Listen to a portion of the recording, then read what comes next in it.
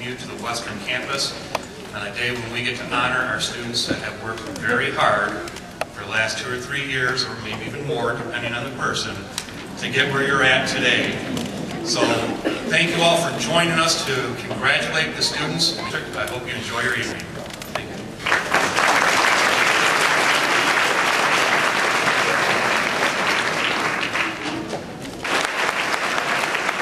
The education continues. Now I'd like to introduce Dr. DeBrea Watson. Dr. Watson is a very, very big fan of the health science programs. She was a respiratory therapist, still is a respiratory therapist, and used to be in charge of our respiratory therapy program, and now is overseeing as president all the health science programs that are on the Northwest campus, as well as those at some of the other branches. Dr. Watson.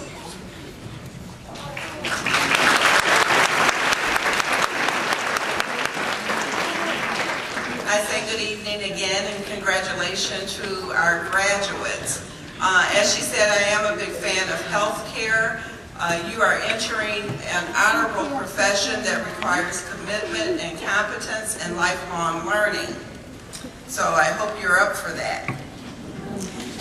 This evening I have the honor of introducing our keynote speaker, Dr. Ahmad Farah.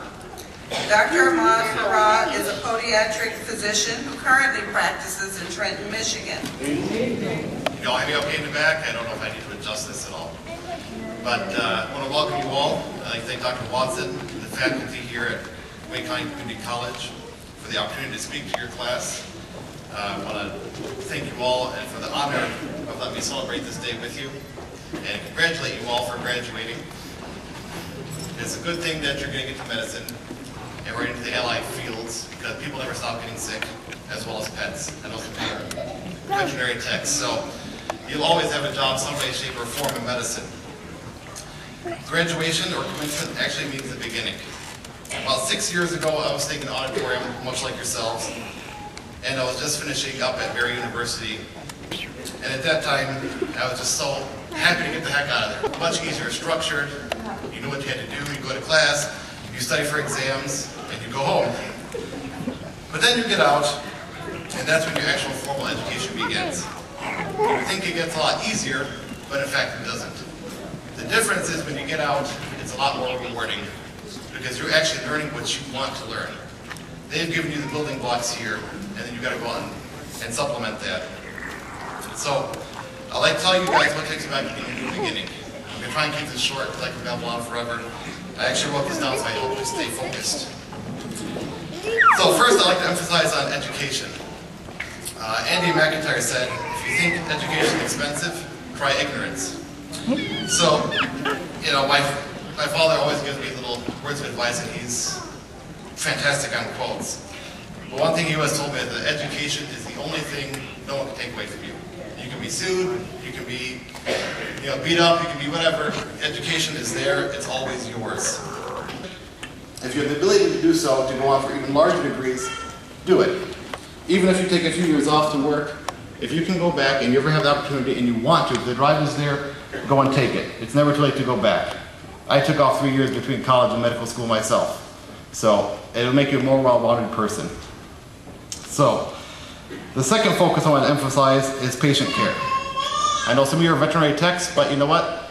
Your animals are also your patients. They may not talk to you, but they also have the same sensitivities, and their owners have the same sensitivities. So John Maxwell once said, people don't care how much you know until they know how much you care. And that is very true in medicine, especially if you're on any of the hospital floors talking to the patients.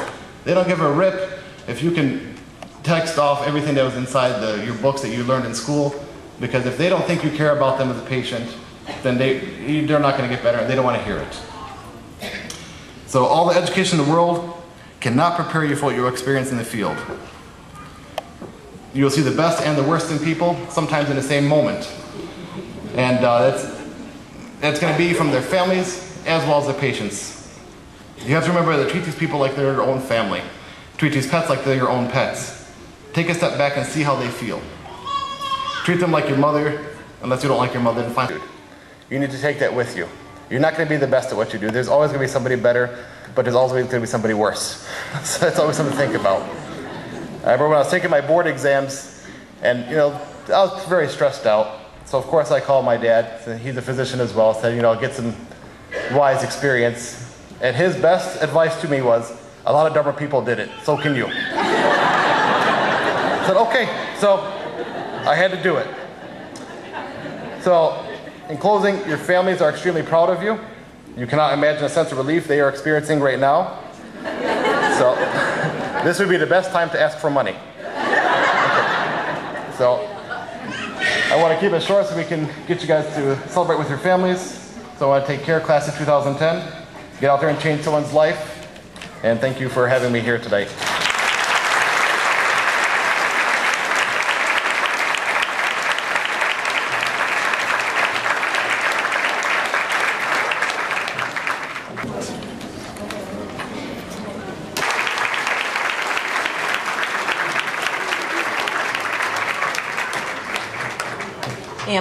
Students, and I would ask that faculty from the nursing program, Associate Dean Fields, Linda Dolphus, Laura Conklin, David Haynes, Renee Morris would approach the stage, and that will help with the pinning. Thank you.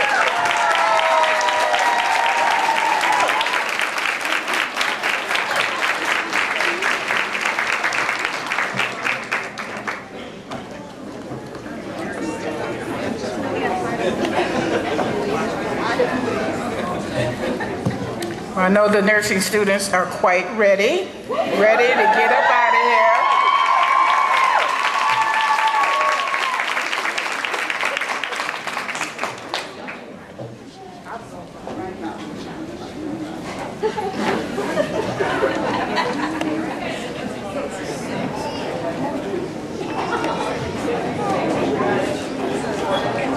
Osmond Patterson.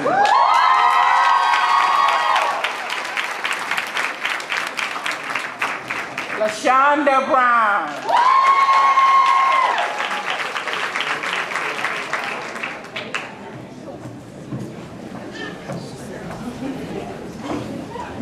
Quatesha Fields.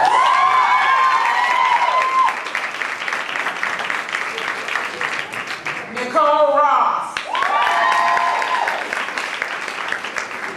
Elise Floyd. Trisha Bernadette Day. Michelle Abbott.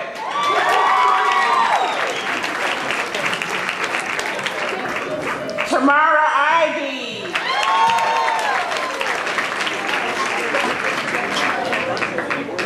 Dorothea McSwain.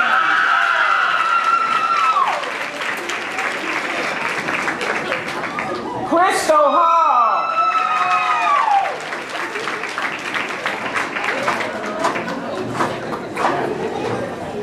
Rhonda Harvey. Jamie Bowman. Jesse Kreider.